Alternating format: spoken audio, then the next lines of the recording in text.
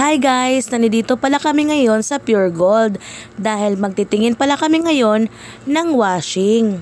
Tumitingin nga muna kami ng washing dito kung kaya ba ng aming budget, para kung kaya naman ng aming budget, makakabili kami. Bet nga daw ni partner itong washing na ito kasi malawak daw ang loob. Sabi ko nga kay partner, magtingin-tingin muna kami dito, baka meron pa kaming mas makita na mas maganda. Kaya nga pala nagtingin-tingin kami dito ng washing dahil nga po gusto na magpahinga ng aming washing. Sabi ko nga po, baka makaya pa at kaya pang hilot-hilutin, hilutin na muna natin at baka wala tayong budget. Bet ko nga ang automatic na washing na ito, kaso nga lang day, ginoo ko day, ang presyo day, 3 buwan na namin yan, pambayad ng bahay. Sabi ko naman sa sarili ko na baka makabili ako ng automatic na washing machine soon para hindi na ako mahirapan magbanlaw ng magbanlaw dahil masakit na ang aking balakang, Diyos ko day. Iba talaga pag pabata ka ng pabata, kay pati tuhod ko day, ginoo ko day, may arthritis yata ako day. Dito nga ay lumipat na kami sa pangalawang tindahan ng mga washing machine ba, kaya ang daming anilang washing machine dito day, pera na lang talaga ang kulang. Kung meron lang talaga akong malaking kayamanan na hawak ba, hindi na talaga ako magpili-pili ng mga washing ba. Kaya pinipili nga namin dito ni partner, yung mura nga lang, yung afford lang talaga namin ba. Si partner nga, nawiwili kakabuklat-buklat dyan sa mga takip ng washing ba. Pero ako guys, Diyos ko, tinitignan ko talaga ko yung presyo kung kaya ba namin to o hindi. Ginoo ko day. Ipapakita ko pala sa inyo guys yung luma naming washing guys. Nakailang sira na nga yung washing na yan guys, pero pinagtiyagaan pa rin namin yan, ipaayos ba. Kaso nga lang nababawasan nga yung $1 million namin sa bank. Sus, ginoo ko kung milyon lang talaga ang dollar sa bank. Kaso walang milyon, ginoo ko day. Hindi ko na pala na-videohan dyan guys, yung ipinalit namin na belt dyan ni partner ba.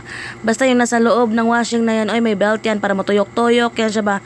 Pero kahit pinalitan na namin yan, hindi pa rin siya gumana. Agoy, magpapalit na talaga siya guys. Sana lang talaga no, na may $1 million sa bank ba.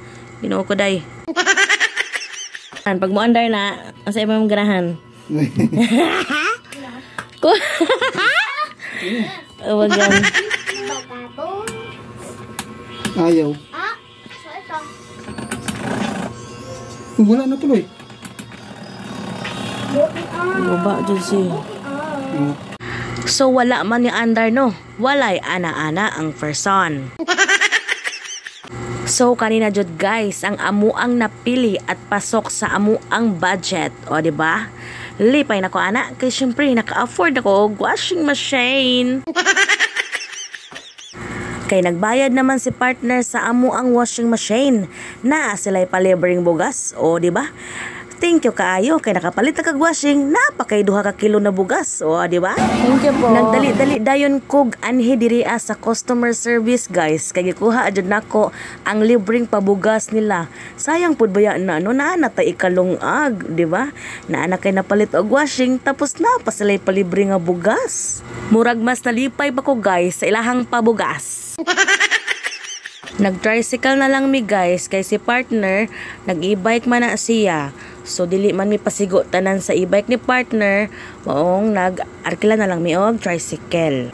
Pag abot dayon sa balay, i-unbox na unsa pa ba natong hulaton. Perteng lipayan ni partner, gangisira ang dagway. Wow. Thank you kaayo Lord dahil sa simpleng bagay malipay na in town mi. Murag mas nalipay man ang akong mga bata no, kay ang kinahanglan man di ay nila ang karton. Ginoo ko day. O siya, kung nagustuhan mo ang video na to, pa-follow, like and share ng ating mga videos. Thank you for watching.